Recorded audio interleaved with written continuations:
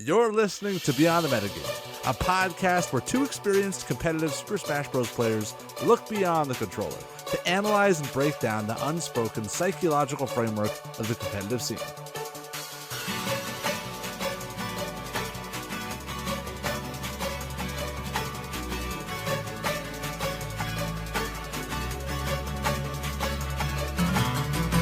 Welcome, broadcasting to the entirety of the Super Smash Bros. Community. This is Beyond the Metagame. I'm your host, Peon, this week live from the rainforest. I'm joined, as always, by my wonderful co-host, AV. AV, how's it going, big boy? We are in the one of the domains with some of the greatest biodiversity. Yeah, just like our podcast. We're pretty biodiverse, AV. I'm kind of a big white guy. You're like a tight little tot Indian man. I mean, the funny part is that from our populations that we live in, we are not that diverse. I'm in the Silicon Valley, and the ecosystem here is just a bunch of Indian, a bunch of tight Asian tot dudes. Indian men. Is that no? Well, in where I live, there aren't many gingers. In fact, there aren't many gingers. And even okay, so I went to Ireland, right, and I went to Scotland. Okay. And there were noticeably more gingers there, but I thought there'd be even more. I was a bit disappointed. Although I think I've told this story before on AV. I was at this bar, and there was this like magnificent, like redheaded girl. Like she looked like the Disney's Merida, like from Brave. Yeah. This big, ginormous inferno for hair. And she came up to talk to me. Of course, AV, you know I'm a taken man. I'm not single. Okay? I have a lovely lady, much like you do, AV. You have a hot chili pepper. But she approached me, right? I don't know if it was a ginger on ginger connection. And she starts talking to me with this robust fierceness. And I realized after about 20 seconds into her epilogue, as I'm sipping my Guinness, sort of fearfully, that I hadn't heard a word she had said thus far. And I had been so detached from my Celtic heritage that I no longer understood a single word of what Scottish people say. So to this day, I had no idea what she was talking about. Yeah, the funniest part of that story to me is the fact that like you responded to my to instantly without even thinking to my question about like being usual in the place that you're from with there's no gingers here. It's that's the thing. Oh, instead of being a white guy. Yeah, it's really fair. funny. But the question gingers do that though.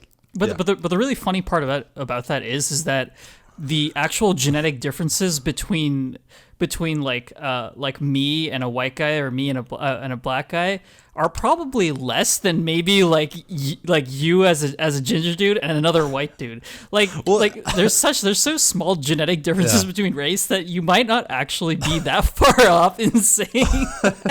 right. Yeah. No, that's all. That's fair. I mean, look, people can subcategorize themselves to oblivion all the way up until the individual point, right? Right. Yeah. You are.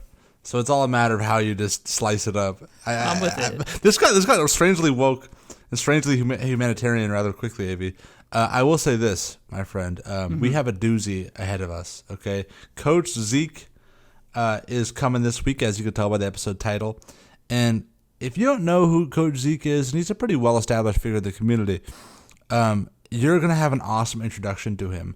Because AV and I pick his brain about all things Smash-wise, his perspectives over a long and storied successful career as a coach. He's coached thousands of Smashers, people at the top level, brand new players.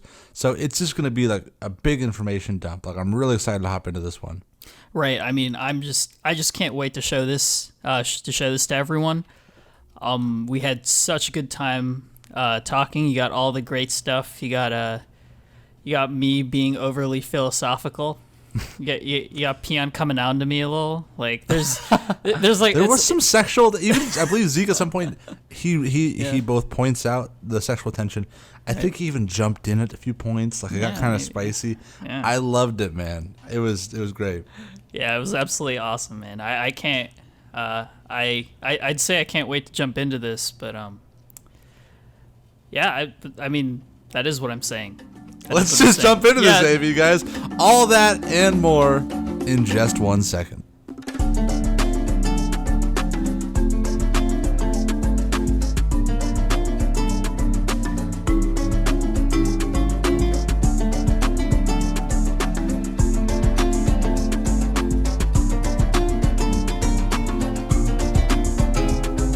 Welcome back to Beyond the Metagame. This week, we are with Coach Zeke. Coach Zeke is a top Smash Bros. Coach who joins us all the way from Alberta, Canada. He has used his expertise to serve many students to improve their craft, including top-level talent such as Cosmos. Today, he is here to teach AV and I a thing or two. Thank you for joining us, Coach Zeke. Yeah, thank you for having me, man. I'm excited to get to know you guys, answer any questions you guys got. It'll be fun.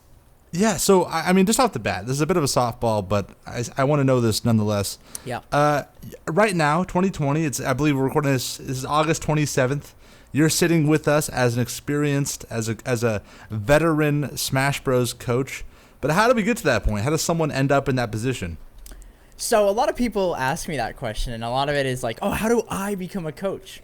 And a lot of people don't just get to be a coach, and that's always like a really fun topic that I talk about on my stream every once in a while, because I am a lot of people refer to like me or like Korean as like enigmas, because we were never top players. And a lot of esports, like coaches and stuff like that, are ex-players or like long-time analysts and stuff like that. And so me and Korean, like that's kind of our thing. Is like we've been around for quite a while, but it's really about one of the things that I definitely got lucky with and helped raise me to the point that I'm at is finding Cosmos before he was top player Cosmos. And so like the big thing with me and Korean is that we're the only two people that have coached a non-top player into a like world level top player, like world ranked. So a little bit of it is luck. A lot of it is spending time reading, studying the game. I used to go and sit in college classes. I didn't go to school for any of this. It's all self-taught, and it's a lot of trial and error. You know, I started out doing it for free. I used to charge $5 for it, and now it's what I do for a living. Good for you, awesome, man. Yeah. Sorry, Avi. I just want to like the whole idea of like finding Cosmos before he was PGR Cosmos. It's sort of like the Smash coach equivalent of like finding Apple in 1981 and being like, hell yes. Yeah. Yeah. Best investment of my life. Best investment. Man. Well. So before you got into coaching, like you said, you were never a top player. You were never top 10 in the world. But you certainly must have first developed a love for the game from a competitor standpoint. Mm-hmm. Is that true? Yeah. So I originally am from Tri-State. I grew up mostly in New Jersey, and I lived in Tri-State in what I like to call like prime Smash, where it was like all the best players in the world were living in Tri-State during like Brawl, PM, early Smash 4. And during that time, I was really lucky. I made some friends with some really, really good players and learned a lot from them over the years. I've been playing Smash for about to be 10 years now at the end of this year, and started competing in around 2012, 2013. And so from then, I spent a lot of time learning and playing alongside them, moved my way around a little bit in the East Coast, and ended up in New England as well, made some really good friends and learned a lot from players there too. And I never really was like super high ranked or anything like that anywhere. But I was always pretty, I guess, well respected in some degree by a lot of the better players in regions, and made a lot of really good friends through that. Yeah, that's awesome, man. It's really interesting to see your growth into this role as a coach, because sometimes I often like analyze like what it takes to be a coach or what it takes to be a certain type of coach, because I'm of the opinion that there can be multiple types. Oh of yeah, coaches. Of course, yeah. Yeah, and the thing is, but what it seems as you've described with yourself in Korean, you guys do sit apart, and as Peon mentioned, it's you. You weren't necessarily like PGR ranked or top players of the game. So that kind of brings me to ask, what's different about Smash in the sense that I guess maybe the psychological concepts behind coaching, or maybe the what it takes to become a coach that's so different maybe from either other sports, other occupations, other hobbies. So what kind of sets Smash apart in that regard? Yeah. So the big thing for Smash is that a lot of it, and what brought me to Smash and like fighting games, originally I was an FPS player. I was a Halo player. I was all about Halo. I played it all growing up. That was my life. And eventually I had a pretty bad injury. I broke my wrist pretty bad and was in a brace for 13 to 14 months. And afterwards I was like, this doesn't feel right anymore. So I tried something new. I tried fighting games. I played Marvel vs. Capcom 2 and 3. I played Street Fighter Third Strike and 4, and just jumped around from there. Mortal Kombat, all that stuff. And the the big thing that I found so fascinating in fighting games is that it's just you. It's you and your brain. And there's nothing else. There's nothing else anywhere else. It's just you, your brain, and looking at the game. And teaching someone how to properly like process what is happening in front of you in sometimes split seconds is so fascinating to really figure out and help people kind of understand what they're seeing and how to process that. I think the hardest part about like most people when it comes to trying to like be a coach is a lot of people express the way they see things themselves instead of trying to understand how you see it and make it make sense to you. And I think that's the big thing that I personally pride myself in, that I've coached over 1,000 different people now, and I believe that if anyone is open-minded, I can teach them anything. That's actually pretty crazy, and I mean, like you kind of stripped it down to, Smash is you and your brain, and it feels very personal in that way. Where compared to other activities, there's not as much to blame things on. Like if you lose, it's your fault, right? Yep. There's not really any. You can't blame your teammate for throwing. That's the big one. Right. There's no and additionally, I think that Smash is also a very personal game.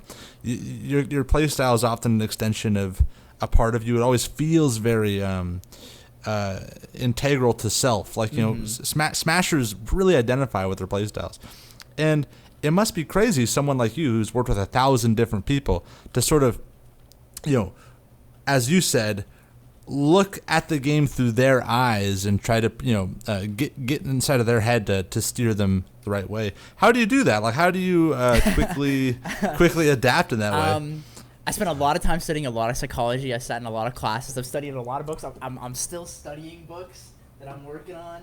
Like, do you put your books behind all your Red Bull? Oh yeah, it's to right keep here, them cold. Dude. Oh yeah.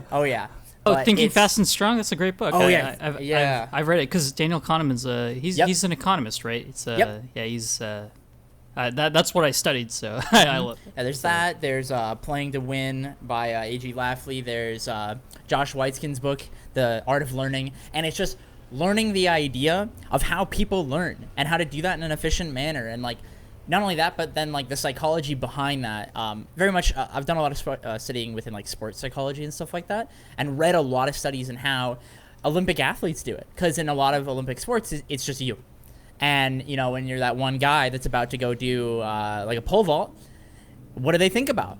How do they do this? How do they practice this? And like all that stuff, I studied a lot of that stuff. Same with like runners and swimmers. It's a lot of that just you sport, but there's a lot of prep involved and a lot of almost like mental health science behind it too. And I think that's a really, really big part of the game that is the biggest thing, is like learning how to sit down, have a conversation with someone, and kind of get to know them and like kind of pick. The way I describe it, I pick people's brains, man. That's really it. Yeah. And kind of figuring out what makes them tick, Well, Right. So that I think that definitely strikes a chord with both AV and I, because I mean the whole premise of the show, what we've always tried to set out to do, is to help people improve while they aren't holding the controller, right? Yep. When and that huge aspect of the mental game that you're touching on. So as you look at sports psychology, as you read these books, and as you apply what you learn, where do you start? Like, what's your jumping off point in terms of implementing psychological strategies? The most basic one that it really starts with people is understanding the idea of like a coping mechanism. So when you're playing the game and you get upset, the first thing you got to go and do is, why am I upset? Am I upset about something I don't understand? Am I upset about something this person did? Am I being irrational and I need to stop? And like whatever it is, it's like identifying the why and like teaching people how to be self-aware of their own like emotions and thoughts. Because a lot of people, pick up the controller, hit the buttons, and you get upset, and that's it. And rinse and repeat that until they lose their mind, Yeah, that's me when I play against AV's Donkey Kong. But so there's something actually really interesting I want to talk to you about. Stop me if you like, if you heard this before. Go for it. So there's this concept of like basically like power creep or scope creep. Is in essence, there was this one survey that was done in the chess community a while ago, and it was found that even among in this survey of all these competitive players, like a good portion of them being like masters, like 39% being unranked, and so on. So it was a somewhat representative selection of the chess community, 80% of the players had a coach. Yeah. Now the thing is that in the Smash community, I'd argue that percentage is probably below 10%. It's probably below 5. I'll be real with you, Chief. Exactly. Yeah. And so I guess there is some kind of opportunity to get an advantage with a coach, and maybe if there was more development to the esports infrastructure, you would I guess you should have a coach. So the question is, should everyone have a coach? Because it seems in more established games or more established like hobbies, activities, sports, occupations, it does seem that having a coach is a no-brainer. Yep. So what do you think? I mean, yeah, 100%. And I'm obviously going to say that. Yeah, I mean, you're biased, but yeah. It's kind of That's my like business. asking Ronald McDonald, like, should people eat hamburgers? Yeah, no. But, like, What no, are you like, the science behind it is very obvious. The way you become successful at anything that involves, like, skill is that you need perspective. And if you look at things from one perspective, you will only be so good. You will reach a plateau, like guaranteed. Everyone has plateaus in certain things, and the way that you reach higher and overcome that plateau or that brick wall or however you want to describe it is that you have to be able to take a step back and go, oh, hey, I can just walk around this wall. I don't have to deal with this problem. Or look at it in a totally new way and the wall's gone, you know? Or you realize the cliff that you're standing on, there's a bridge. It's right there. You just didn't see it. And that's really the big thing where, like, a coach supplies perspective. And so that's really a big part of, like, what I'm doing is, like, someone will be frustrated about something and be like looking at it this way, and I'm like, yeah, but what if you think about it like this? Or this guy that I've worked with who's really good, he thinks about it like this. Why don't you think about it like that? And more times than not, they go, yeah, that makes sense. And nobody just presented it to them in that, like, digestible way, because it's really easy to go and sit and watch someone, like, play a matchup and be like, how the hell did they do that? Why are they just going and, like, beating this guy up? How do I do that? And then they try to do it, and they don't understand anything behind it because they're looking at it from their eyes. Right. Yeah. Right. You hit it on the head, and even if it isn't a coach, right? I think that there's this wonderful thing where when you have a dialogue with somebody, maybe it's just your training partner or a friend that you have, you actually also prompt yourself to think about things, right? If you're by yourself and you have nothing to bounce ideas off of, they don't really grow. But when two people are together, suddenly you have, like, that multiplicative, symbiotic, like, hey, you know, and you have that dialogue which helps you realize things internally. It isn't even really about the other person sometimes. It's just like a vehicle with which to develop your own ideas. And Yep. I think that's invaluable, for sure. Oh, 100%. The first thing that I teach almost every player when they struggle with pride is when you lose to that guy and you're upset, I want you to shake his hand and go, hey, man, good games. Do you have any advice? And I don't care if the guy goes, I don't know, man, sorry, or you jumped too much. Whatever that is, you have to take the initiative to admit that you don't know the answer, and you got to suck it up and shake the guy's hand and say it. Or, you know, now, you know, the elbow bump, you know. Right. Well, isn't Right. that funny? Like, AV and I have actually we've had an whole episode based on pride, and the thing is I think one of I don't have many vices, you know, lust is maybe one of them, you know, greed perhaps, but my biggest one is pride, I would say, if I was being honest with myself.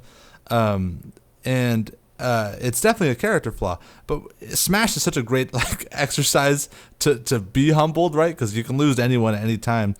And the thing I've learned with Smash is beautiful, is that everybody, and it's what you were saying, has perspective, and every slice of perspective is valuable, even if you know there's a lot of overlap. Like, everybody knows something you don't, right? Yep. And that's such an awesome concept.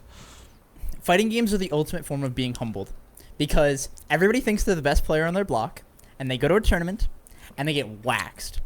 And in that moment, and this is something we've actually tracked here in Alberta, which is really awesome. A lot of the guys who have TO'd here have done it for years, and they've tracked every player that's ever shown up to a tournament with their tag. And the percentage of people that come one time, go 0-2 or 1-2, and never show up would blow your mind. What is the percentage? Dude, do it's you like have it? upwards of like 30 or 40%. Yeah. And yeah. we have, up here in Edmonton where I live, we have one of the largest scenes in North America. And it's huge, especially because we do it at, like, a college, right? So you get this college kid who's like, yo, a Smash Club, that's sick. They show up to this, like, 60-man tournament, and they get destroyed. That and they doesn't rage. surprise me. They throw their controller, Yeah. and they leave, and they never come back. Right. But in that moment, there's two things that can happen. They rage, they get upset, they blame whatever X problem, and they never show up. Or in that moment, they go, whoa, I want to do that. I want to be able to beat people like that. And then they come every week for the rest of forever. And Yeah. that's what it is. It's one of those things. It's a test. And that's like the greatest part of about like having tournaments is that you show up, you think you're hot, and you're not. Yeah. When I ran tournaments back in UCSB, I would like remember everyone's tag. It's like one of the parts of being a TO. You remember everyone's tag. You remember everyone who shows up. And yeah, the amount of people that I'd see like that are fresh that would show up one or two times and then get humbled and never come back is interesting. And I think that actually makes me think I should have also like tracked this. It's a really cool thing. Yeah. Data. That's a pretty cool stat. Yeah. So I mean, the thing is, something that actually really interested me, which it's taking one minor step back, is this concept of perspective. Like everyone, like a combination of what both you and Peon were talking about. Everyone has a slice of perspective. So to bring this back to the idea of coaching, every coach has a different idea of perspective. Mm-hmm. Personally, I actually about like a month and a half ago took a lesson with DK Will. Yep. I played Donkey Kong, so I thought it'd be a good idea. He taught me a completely different way to think about the game, and what I kind of realized was that I could kind of get this by talking to a bunch of different coaches, and I can get a different slice of perspective from talking to a bunch of different coaches. So it actually kind of like was a little like crazy in my mind because I was thinking. How many people do I have to talk to?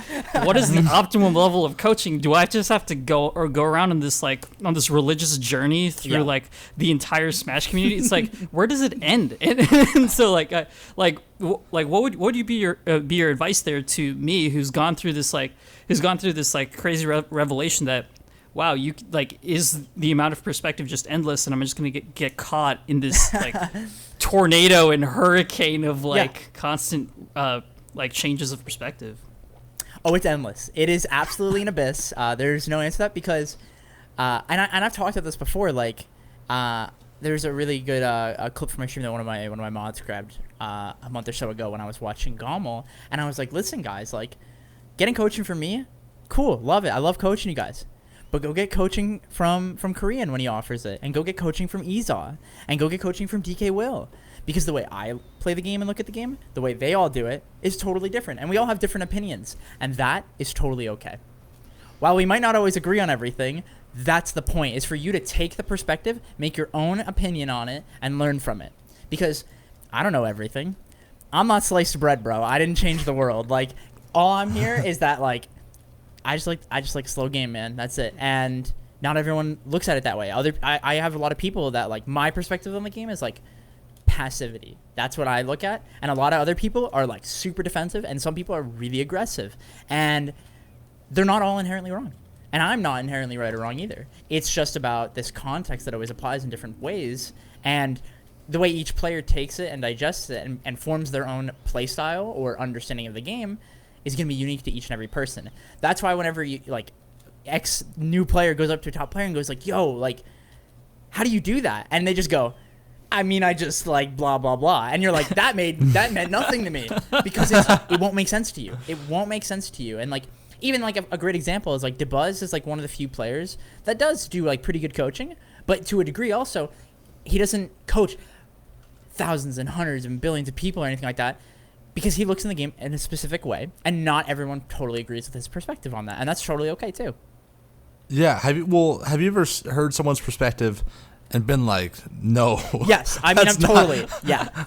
There are some times where people tell me like, oh yeah, just do this, and I'm like, that is just wrong, and here's exactly why, and I will totally provide that answer. But if it's like an open-ended situation in certain things like that, I won't just blow it off. There are lots of times where I've made that mistake, and I've been humbled for it too. Have you ever come across like a play style that was shockingly bizarre and effective? You know, that didn't make sense to you, but really? Well, yeah, that's right. Because the whole part of his play style is lack of knowledge of the game. Is that people really? The whole part of his gameplay is the number one skill check in this game is out of shield options and how you interact with the character's shield, and over 90% of our community does not understand how up B out of shield and up smash out of shield and all that stuff functions, like numbers wise. So most people go and they hit game on watch shield, and then frame 3, bam, they get hit by up B, and they're like, why did I get punished? My move is safe, right? What do you mean? And he can be literally 90% of the people by just doing that the entire game. And that's a really big thing I teach a lot of people. As well as just all the other nuances of Game & Watch, him being the best by far Game & Watch and so few of them makes that even harder to do. So it's the experience you get is very low. And so you get to your tournament, you get to top 8, you get waxed by Meister, and you go, okay, let's learn from this, try again, get to top 8, you find Meister, you lose, you try again, and it's hard. And like Cause is a great example of that. Like I think he's beaten him once, but it's just trial and error. That's it. There's no trick to it. You know, so Meister is a long time friend of mine. Because he has like, it was weird. It was this weird, before he was kind of like my Cosmos. I didn't coach him. I didn't really invest in him. But I met him like you met Cosmos before his real rise to fame, because he had family near our college town. So he would come visit his family, and then he would enter our local tournaments. And even back in the day, man, that guy was so smart. Like if he hit you, and I like what you were saying, where he would just use up B at a shield over and over again, he would do this stubborn, brilliant thing where if you couldn't beat one option, like let's say you just kept getting beat by a spaced back air, he would just go, okay, boom, boom, boom, boom, rinse and repeat until you proved to him that you knew how to like avoid it, you know. And I loved his like stubborn, play style in that capacity. It was really, really cool. It's genius. It's exactly like a great format of like, if you see the X opponent doesn't know how to deal with the Y option, keep doing it. Keep mashing it because there's no reason to adapt. They don't get it. Keep doing it, man. Nothing to lose. Right. Yeah. So, AB, go ahead. Sorry. Oh, okay. I was just gonna kind of jump off of that and say, like, you're talking about like, so have you like coached Cosmos about playing against Meister? Oh, we've talked about it for hours, dude. It's one of it's a we're not even done with that one still, because obviously they haven't gotten to play in quite a while now. Yeah. But that's gonna be a never-ending project. And it'll take time, you know? Another player that I have worked on with it would be like Raven King, if you've heard of him. Yeah. That was a matchup, and like a player where like, especially with the online tournaments, they played like every week, and it was like slowly he got like destroyed, like double 3-stocked, 3-stock, 2-stock, last hit, win. And it's just a slow burn that you kind of have to get a feel for this, like you said, like stubborn play style that he has. And when he wants to nair from ledge, you just got to let him do it. And then blow them up for it. Right. So my question would be is, like, how does that parallel with you coaching maybe like a 1-2 or like a mid-level player against Game & Watch? Because I assume that it would be vastly different, or maybe similar in some aspects, but I kind of want to know, like, what's the difference between like talking to Cosmos about playing as Meister, or talking to a 1-2er about their local Game & Watch demon? Yeah, so when it comes to working with like Cosmos or Raven King or someone on that higher echelon, it's more about talking about the players and the decisions and the conceptual ideas why things are happening, and like why this keeps working or why this doesn't keep working and all that kind of stuff. So it's about the player interaction, less about just like the game and the characters interacting, because it's about the decision making and the psychology behind that, and like patience and all that kind of stuff, right?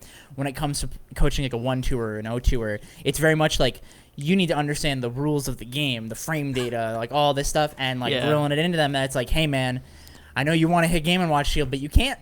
You play Donkey Kong. You can't do that, man. It doesn't work. Don't call me out like this. But yeah, every one of them, man. Right. So is there like nuance to that, right? Is there like that high mid player where you're like kind of like half and half? You're like there is. Because and that's with like I don't like to define people by like skill level. I think it's a very big thing that people gain ego, or it hinders them from growth because they think that they're bad or whatever it may be. I like to say that there are new players, there are up and coming players, there are PGR players, and then there are the best players in the world. And I think that's where it like really separates, where it's like the top players, which is like top 20 to top 15 is like where there's a huge gap from everybody else. And the up and coming players are the guys who are like HMPR in their scene. They get the game, they kind of get the game and are pretty proficient at it, and they're really good with their character, but now they just need a ton of experience and exposure to game, like the game, the different characters, the play styles. And so a lot of times it's a little bit of a mix where they kind of get a lot about their character, but they got to learn the nuanced interactions between them and their character, where like with Cosmos, outside of like very specific interactions, he knows that X works versus Y. I don't need to tell him that 100 times unless he's making the same mistake, you know? It's more about the reasoning behind it. And with those up and coming players, it's a little bit of both. It's given them it's solidifying or rectifying any sort of like game information, and then giving them that little taste of here's the concept behind it. But once you get down the game interaction, you understand it, you build the right habits.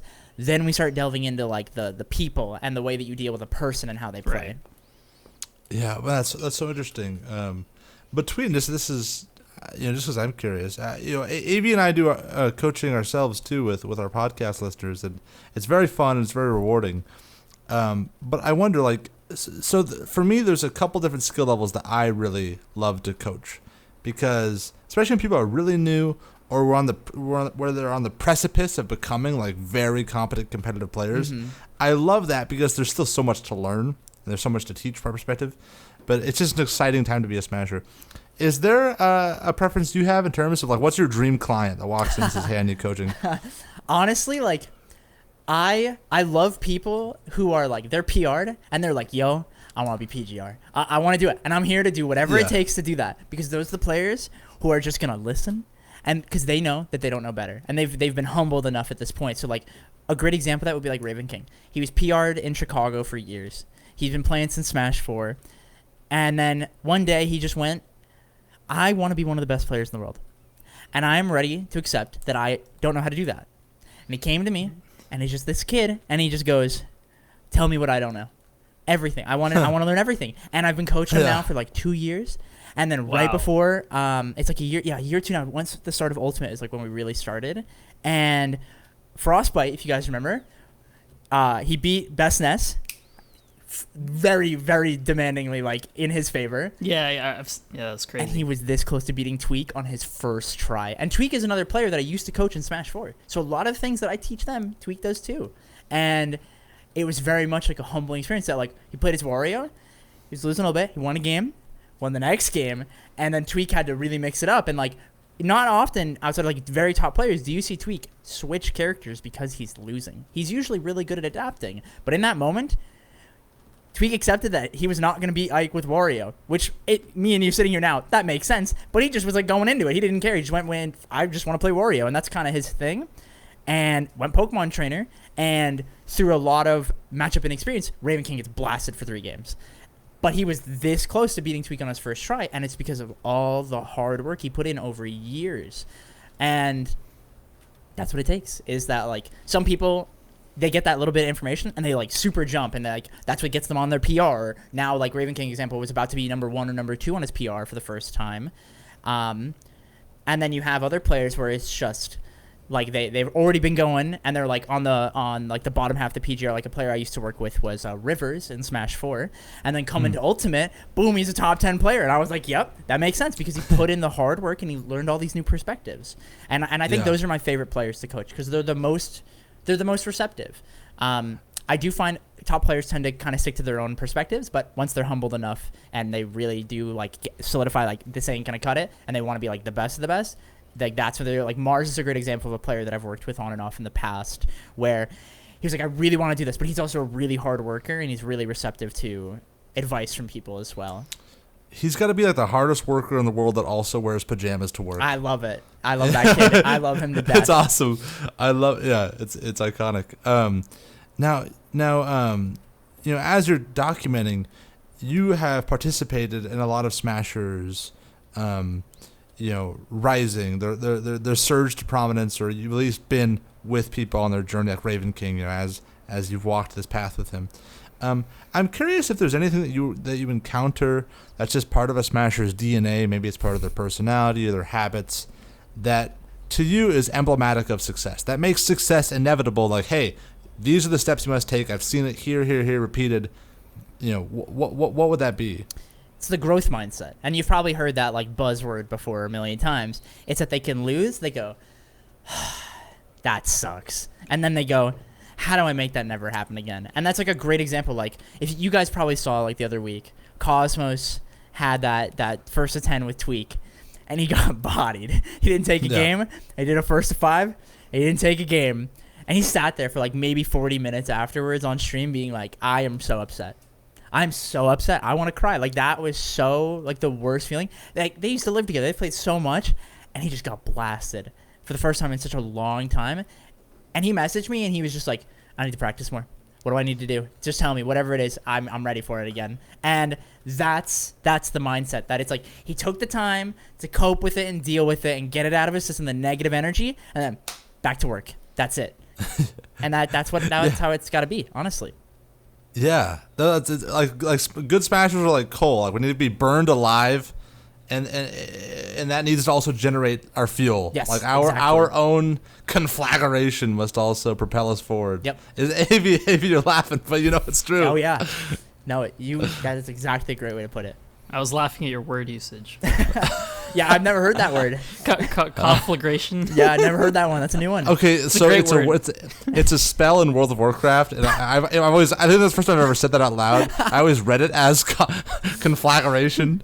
I love it. Could be wrong. Dude. Shout out to all my warlocks out there.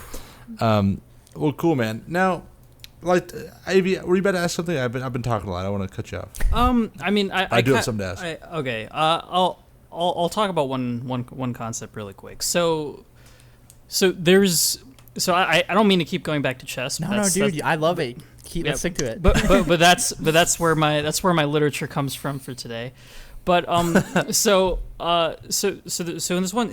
in this one study, what was also found is that the average master, rated around 2250, had 7 years of serious practice. The average expert, rated around 2150, had 1 year of serious practice. In addition to this, masters often raise their elo by seven points year over year, whereas experts only raise their elo 1 point year over year. Now this either tells me two things. It tells me either you need to hit, like, there's this like plateau, because 100 elo points is a lot, Yeah. but it's not like 6 years. It doesn't seem like 6 years worth of content in there. So it tells me two things. One, that there's an innate barrier. There's some validity to this like hard work versus talent, or nature versus nurture argument. Or there's this kind of barrier that you have to break through in order to be good. Where do you stand on that, and what is your opinion of all of the people that you've coached, of the 1,000 people that you've coached? Is it kind of a grab bag? Is it kind of a mixed thing, or do you see some kind of consistent formula that explains this result? So there are weird cases of people in many sports where they just are born to play that thing. And like Josh Whiteskin, if you ever get the chance to read his book, he talks about, as a kid, he remembers explicitly the first time he saw speed chess in the city, and that he was just immediately gravitated towards it and was obsessed with it. He fell in love with it on the spot. And that's a really, really important factor of someone that is going to put in the work. Essentially, they're going to spend the time for that long-term growth. And so I'm a firm believer that the longer the time scale, work ethic and hard working trumps people who are just naturally talented. That also doesn't include people who are naturally talented and work really, really hard, right? But it's more just the one versus the other. Is that work ethic and all that will always trump that, because they're putting in more time and exploring things way further than someone who just naturally tries to figure things out on their own. Mm-hmm. Yeah, so just to understand that chess analogy, you're saying that like after the chess players got up to a certain point in skill, they then started to improve at a faster rate? Is that the conclusion? Well, that's the interesting thing, is that there's no conclusion from that. Well, I can tell you what the answer is. It's work ethic. That's what it is. Once they get to that higher point, they've been educated enough and experienced enough to know, this is how I get better. And it sounds silly to be like that, but it's like, this is the thing that works for me. And for some people, that takes a year or two. And for some people, it takes 7 years to go, how do I get better? What works for me? And that's like, some people are like, you ever ask someone, are you like a visual or like a physical learner? And they sit there and they go, I don't know. And that's a huge red flag that it's like, they have a long way to go, that they don't know what clicks with them and certain things. And, you know, some people in Smash are like, yeah, I just want to play it out and like show me. And some people, I can say, here's this combo, go do it. Bam, they do it. And they don't have to think about it. Right. But and the interesting part to that is that yes, like we've been shown time and time again. We've been very clearly demonstrated in many respects across all disciplines that hard work is the clear answer to any problem. But there's this concept called and Peon's gonna kill me for this, but there's this concept called the Sorites paradox, right? Okay. It's the Oh it's my God. it's the essence. What is of, this? It's the essence that, like, okay, if you have a bunch of grains of sand, right? You keep adding grains of sand to like a group of grains of sand, and at some point it becomes a heap. You Yeah. don't know when it becomes a heap, but at some point it does. Yeah. And the thing is, I feel like this often is the case with like going from that expert to master stage, in the sense of, when does it happen? When does that breakthrough happen? Can it be quantified? Is it just natural, or is it just permanently and impossibly and invariably for the rest of the time impossible to define? Yeah. Smash, the way that we define, like, when you become one of the better players is when you have that breakout tournament. We don't just beat that one guy, but you beat that one guy, and then you beat that next guy, and then you beat the next guy, and you take first seed, and then you either win the tournament or you get really close to it. And, like, those are the defining moments, because what that does is it's proof of concept that what you've been working on works, and then 2, it gives you confidence. And that's where a lot of people lack. And some of, like, the greatest players in Smash over the years needed that one big tournament and then they became one of the greats. One of my favorite examples of that is Nakat. Throughout years and years of Brawl, he started playing as like a 16-year-old kid in New Jersey, just playing, getting whooped for years with some low random Fox player. Learned a lot of characters, was slowly studying ICs, growing patience, learning all this stuff, and then became one of the best ice climbers in the world to beat all the best players in the world at least once, with myriad of characters, because he slowly built over in time and grew the patience and the work ethic to achieve his goals, figured out what worked for him and the way that, like, his own play style. And if you go back and watch, like, Nakat VODs back in the day, he was the king of walking, man. He was the best at it in the world, man. He would just sit there and just walk around with ice climbers. And, like, yeah, ice climbers were whack, but he was the first one to really show that, like, you can just do that and it works. Yeah. And he committed to that and believed it. And he finally, I forget what tournament it was. I forget if it was an Apex or an MLG, but he finally had his first breakout tournament where he beat like 3 or 4 people in a row and got like second place to like M2K or something like that. And from then on, he always got top 8 at like every tournament for the rest of his career, pretty much. See, that's I can relate to that, actually. I don't know about you, Abby, but I was like a top 10 player in my region for a long time. I was respected, but I wasn't like phenomenal or anything. And I just had this like 1 month where I had nothing to do. I was kind of bored. I played a lot of Smash. I grinded. I had this fire in me. Some might call it a conflagration burning within me. And I just I invested more time than I normally would into Smash. I always loved the game, but I really this month buckled down.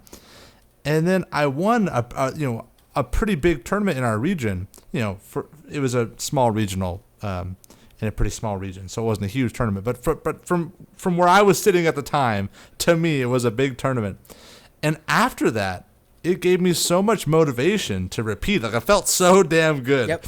That it actually sort of, like exactly what you're saying, it inspired me to repeat it. And I never started playing more than after I won my first kind of big tournament, in quotation marks. And that that totally makes sense from a psychology perspective. Yeah, I never thought about it, though. Yeah, I mean, you're right too. That's exactly why I actually started playing. Kept playing Donkey Kong, because randomly I just decided to play Donkey Kong in Smash 4 because I was studying. You just randomly happened to student. get Ding Dong one day, and then you decided to play him. And What a coincidence! I used to play Sheik before Donkey Kong. I was like, whoa, this requires way less work, and I don't No shame, bro. I embrace it. Yeah, exactly. So I embrace it. And the thing is, I just practice it with Peon. I practice it with my roommates. I was ding-donging him for 2 weeks. Never played him in a tournament, like once. I go to my first local with Donkey Kong, and I win my first local ever playing. I'd never played Donkey Kong in a tournament, and I win the local with Donkey Kong because no one knows how to play against Ding Dong, and I just get it over and over again, and I win the local.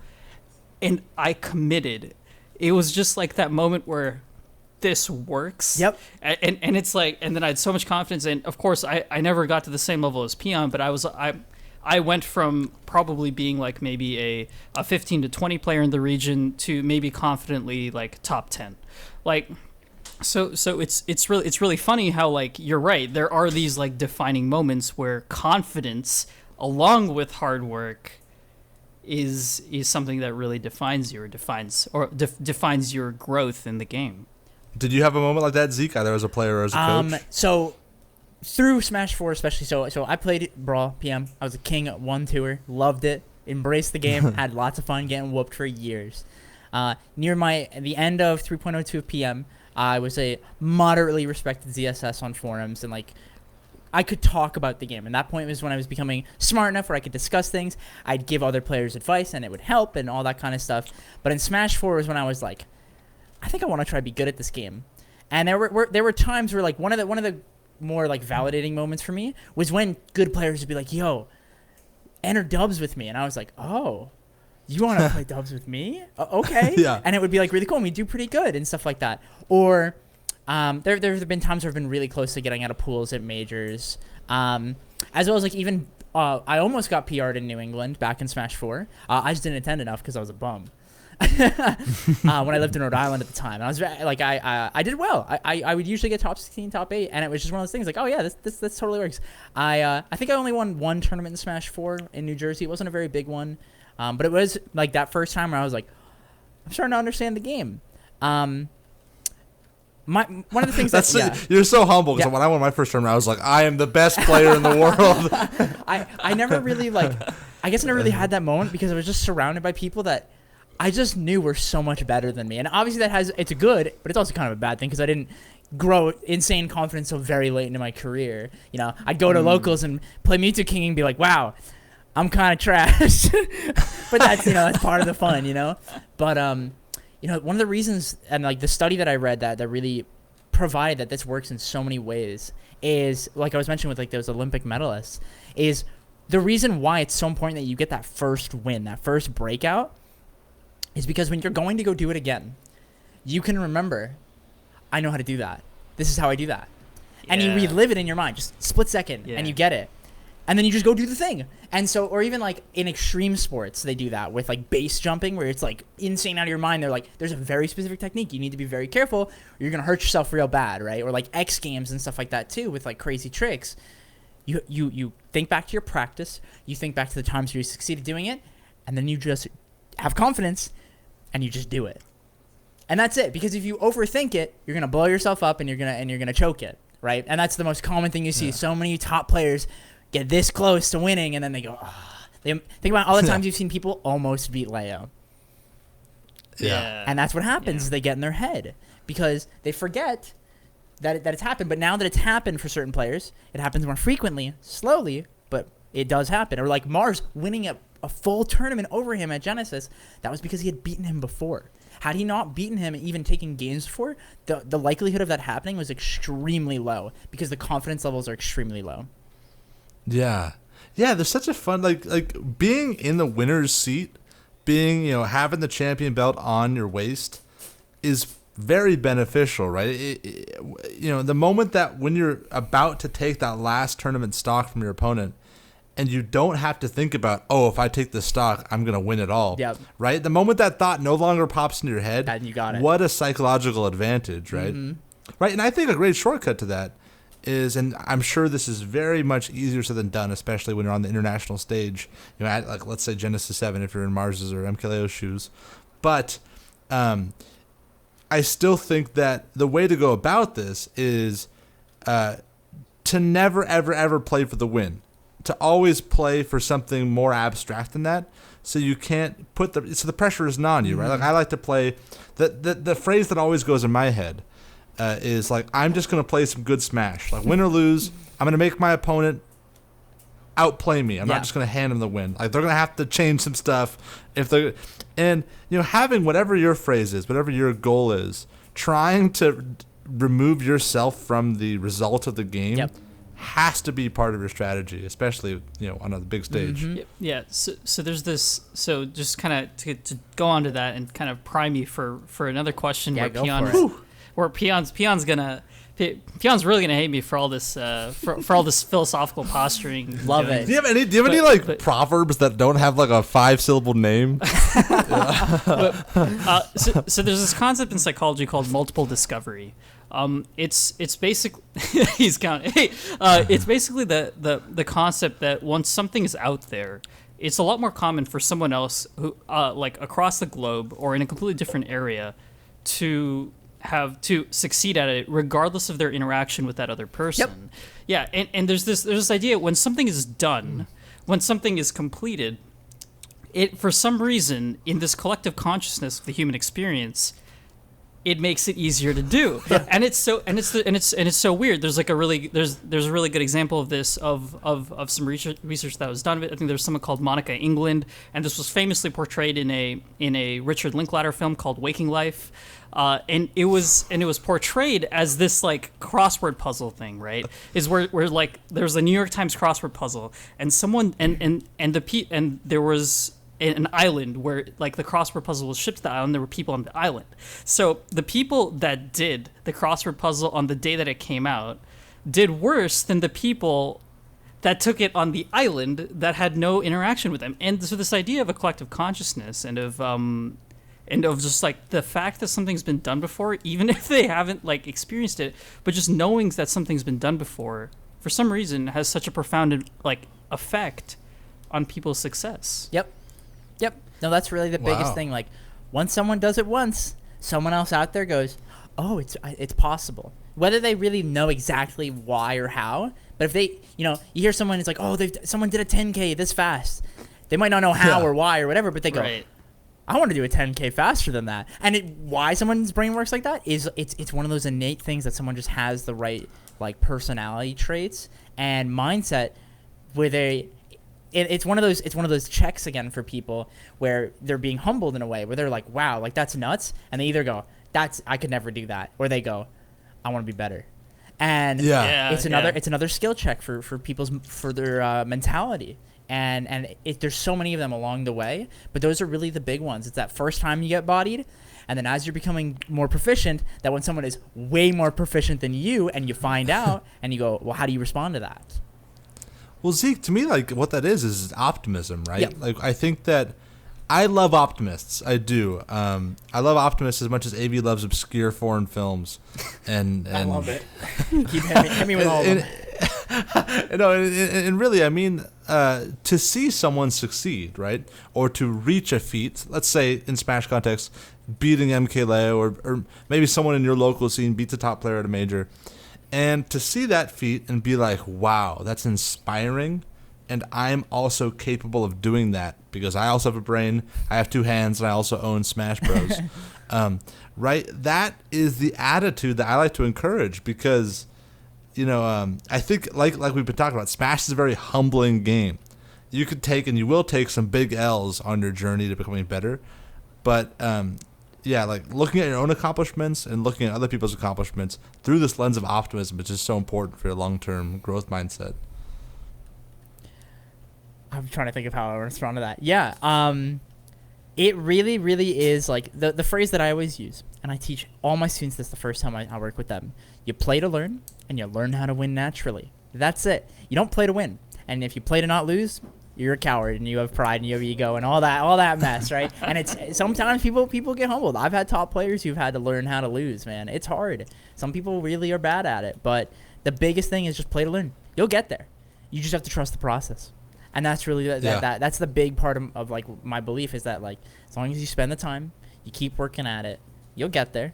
It might be hard. It might be a year, or it might be 8 years or 7 years, whatever you said with that the chess players. It all comes down to like that person because everybody learns differently in different ways at different speeds because everyone's brain is everyone's got different folds, But that's what's so amazing about that is that you are sort of detaching yourself from any one individual result, right? The moment that you decide that everything's part of the process and everything that you experience, good or bad, on any one day is part of the bigger picture of your improvement. Exactly. Right? And that takes the weight off your shoulders because you can no longer be held accountable for any one bad decision, right? Unless you decide not to learn from it. Yeah. Right.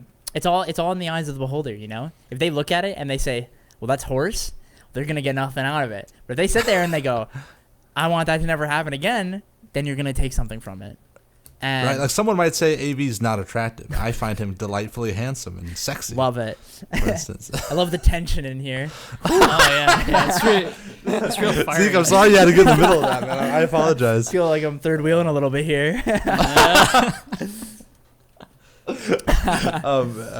but I think I cut you off, Zeke. I apologize. Oh yeah, no, it's just one of those things, man. That like, it's just the fun of the game, and finding the enjoyment in the process. Where even when it's not fun, you find a way to make it fun. That's really the defining trait that makes anyone not good at something but great, and one of the best. Yeah, that's really it. Well said, Zeke.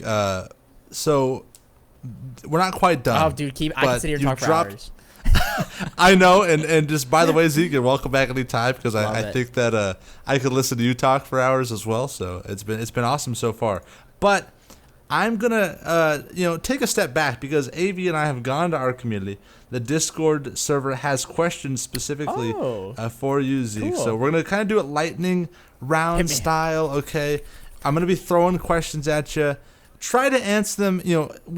Let's do a quiz. We're gonna speed date. We're speed dating students. Yeah, it's speed dating, right? Now you're no longer the third wheel, Zeke. Now it's about me. It's a menage a trois type scenario. All right, so we're gonna hit you with some questions. Let's say 30 seconds. If it takes longer, hey, we're gonna roll with the punches. We're gonna. It's gonna be fun. I might cut you off. I might just let you coast a little bit and enjoy. I'm here for the process. All right. So the first one comes from Kid Jev. Kid Jev says, how do you stay mindful during a game and not switch into autopilot mode?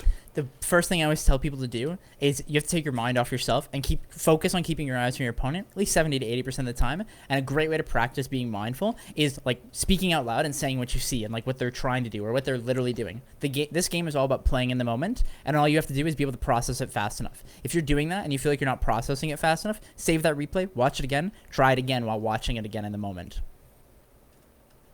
Boom. Cool. All right. So the next the next question comes from Jeb Stewart.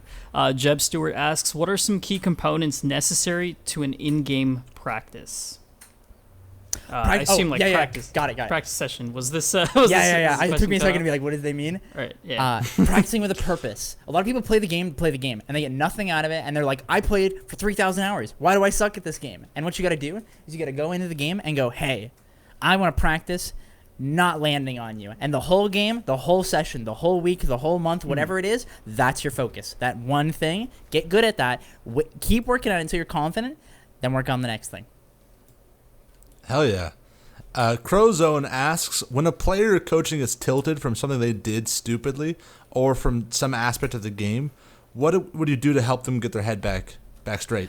A big thing that I do is like, you're going to get tilted. We're human. We're going to get upset. There are things that frustrate all of us, and we all experience emotions. We're not robots holding a controller. So one of the big things, and this is like a great like mental health resource in general, is validating someone's emotions and then teaching them the tools on how to deal with that, right? And that's for those coping mechanisms. So if they're like really struggling fighting Game & Watch and they're like, oh my God, dude, I hate having to deal with Abhi. It makes me so mad every time I get hit by it.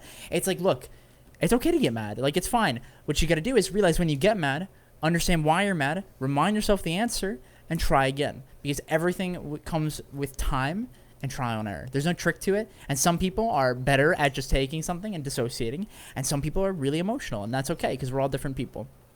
Right. Awesome. Yeah. Next one comes from Minlo. I know you're not bought into this whole idea of skill level, but Minlo asks, what are some opening interactions that immediately give away the opponent's skill level? If someone jumps and or if someone just moves and they do things in succession without any sort of hit confirming or anything like that. So if someone's just doing move into move into move into move, where they just whiff in repetition, you can most likely assume that they're on the lower end of the skill tree, I guess. But I'll be real, there are good players that get away with doing that sometimes because they just do it with a lot of confidence. So there's some tells that really give away with that, but the biggest thing that you'll see is that if someone's not super confident in a lot of ways, they're on the lower skill level, and you'll be able to tell when they hesitate and drop a lot of things. Whether that be from nerves, lack of practice, whatever it may be, that's usually someone that's on the lower end of the tree. Nice. So Westchester asks, if you could train any traditional athlete to play competitively, who would it be and why? Oh, it would be Messi, bro. I love me some soccer. That'd be so sick. No, honestly, I have no idea. I've never even thought about that in my life. There even when like LeVar Burton yeah, that's his name. No, what's his name? Oh yeah, the guy. LeVar. Jordy, the football player. No, LeVar Burton's is Jordy from Star Trek Next Generation. No, I'm mixing up. Yeah, but you're talking about the football player. Yeah, I forgot his name. Never. I forgot his name. LeVar, I'm having like a Is moment. it LeVar Bell? I think it's I don't remember his name. I just autopiloted finishing the name. But, so Le'Veon Bell. That's what that's the name. I just filled it in. I was watching Star Trek earlier. I'm sorry. When he started doing those tournaments with HBox and playing and everything like that, people were like, "Yo, like you should like DM him." And I was like, "You're crazy. I'm not gonna get a hold of him. Like that's nuts." That would be cool. I've actually I've gotten the amazing opportunity to coach a lot of musicians. So members of Tron or Anamanaguchi and stuff like that. Oh, Chun. I've gotten to like cool. play Smash with them and like teach them. That's really cool. It's fun. Like I'm a music guy. Like I grew up playing a lot of sports, but like music is definitely a big part of my life. So I'll give my answer for that. If I were to teach someone, it would be Porter Robinson. I want to teach him Smash. Oh, Porter Robinson's sick. All right, I approve of that answer. All right, that's dope. All right, so this next one's gonna be from Peon. Peon himself. That's me. Yeah. So Peon asks, "What is Canada's best?" Wait, why don't I just ask? I don't know. It's funny. Why don't you just read the one that? Okay. Take turns, man. I'm right here. I'm gonna. All right, you ask it, maybe. I'll ask yours. I like when AV asks me. It's fun. What is Canada's best food item? Okay, so that's a really good question that I actually couldn't really give you the answer for because I've only been to like very specific parts of Canada. So I've been in Vancouver.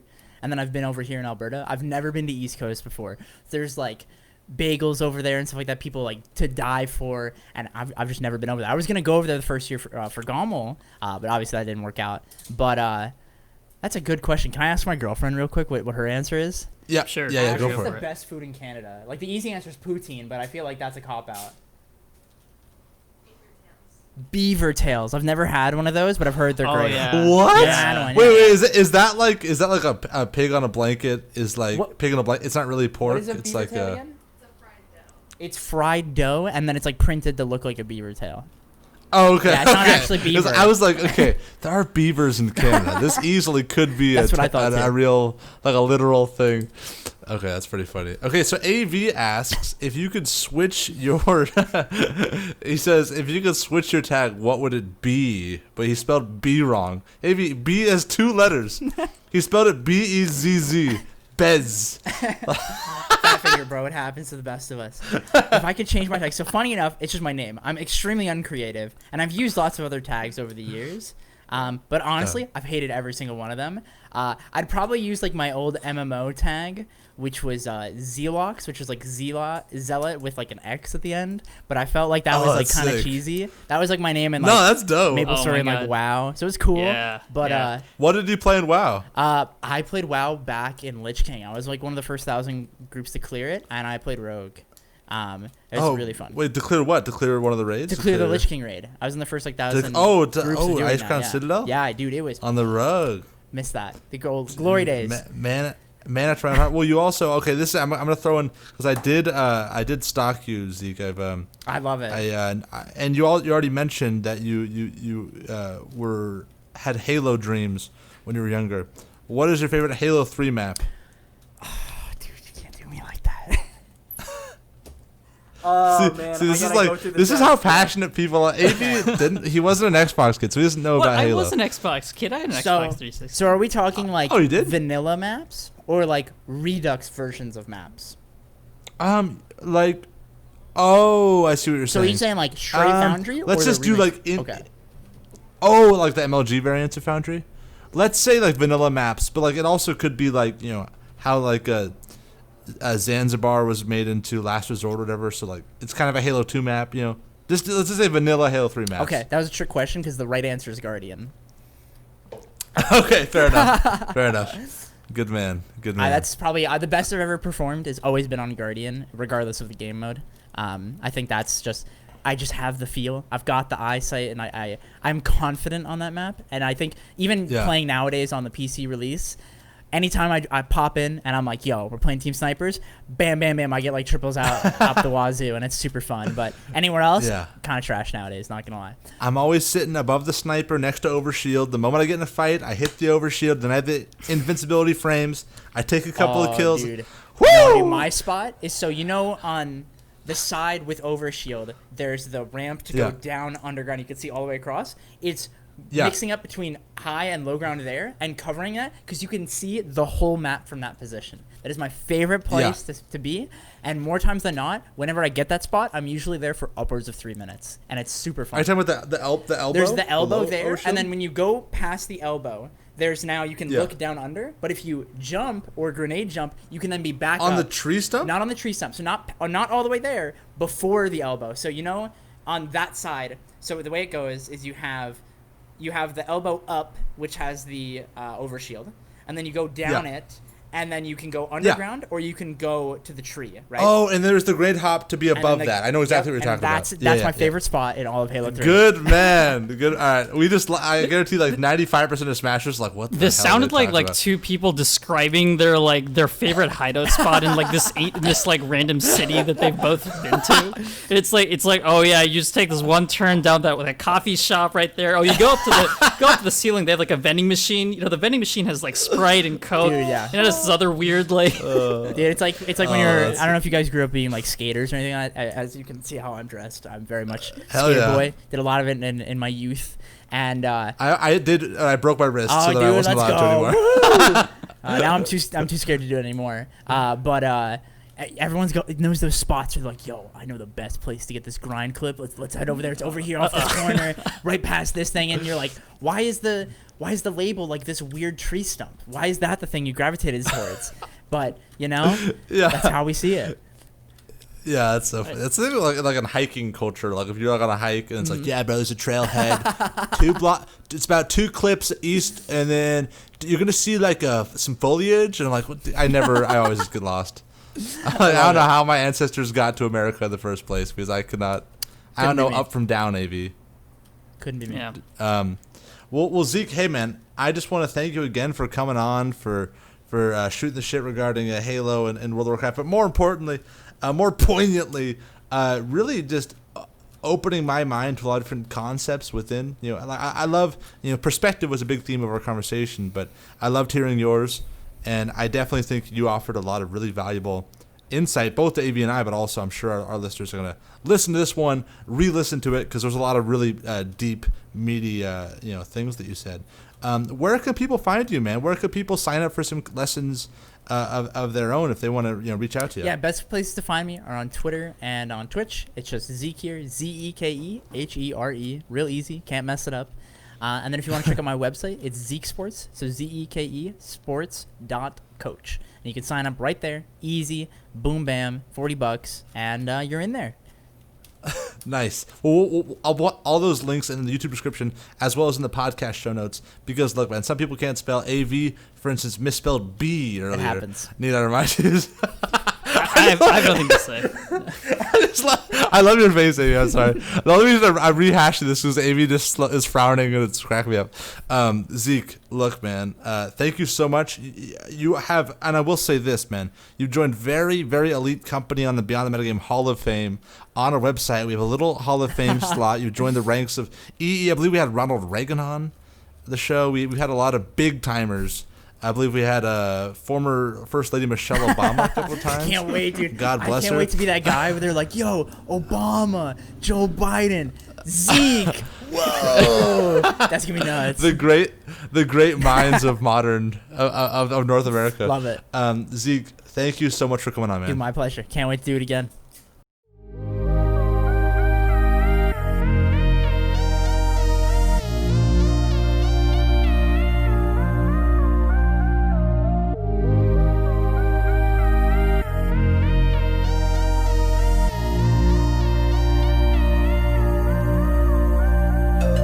Welcome back to Beyond the Metagame, guys. That was our interview with Coach Zeke and AV. That was really fun, man.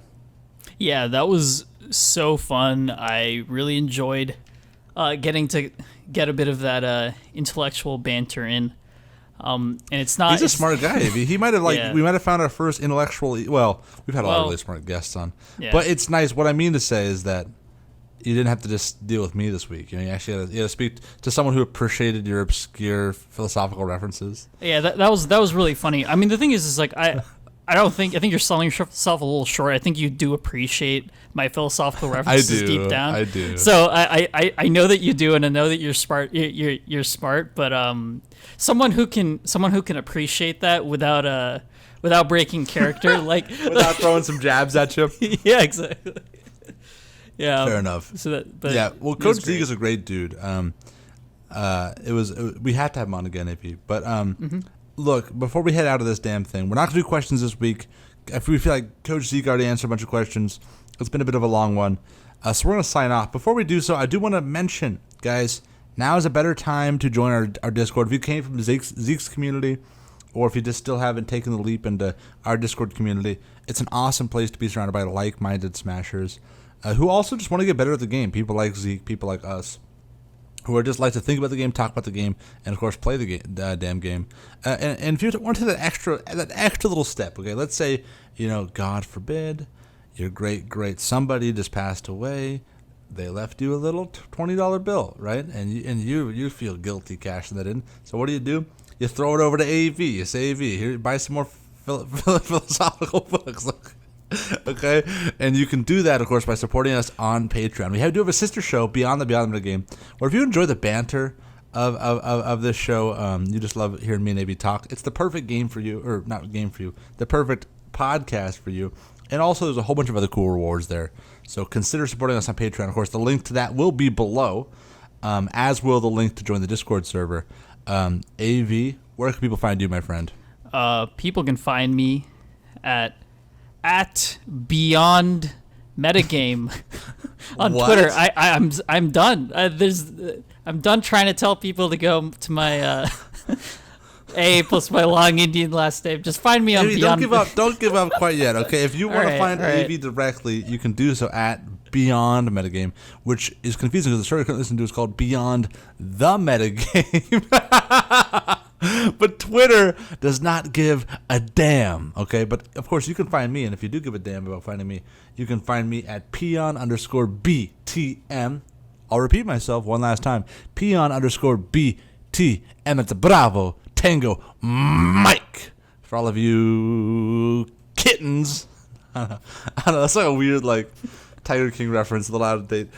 Guys, as always, thank you for listening. Thank you for watching on YouTube, and goodbye. This week's episode was made possible due in part to the support of our patrons: Ferris, Ampersand, Cerebro, Danderson, Eagle, Hydra, Minlo, Pariah Sensei, Ringo, Spencer, Deem Guy, Two Tacos, Booney, BK Otter, Butta, Campbell Stoops, Crowzone, Donut, Danny Boy, Dubai Poison, Fart Daily, Garalad, Kyle the Hero, Makatoon, Robiert, Rubopta Dog, Shaq Bernicus, Ultimate, Westchester, Zach Cake, and my mom.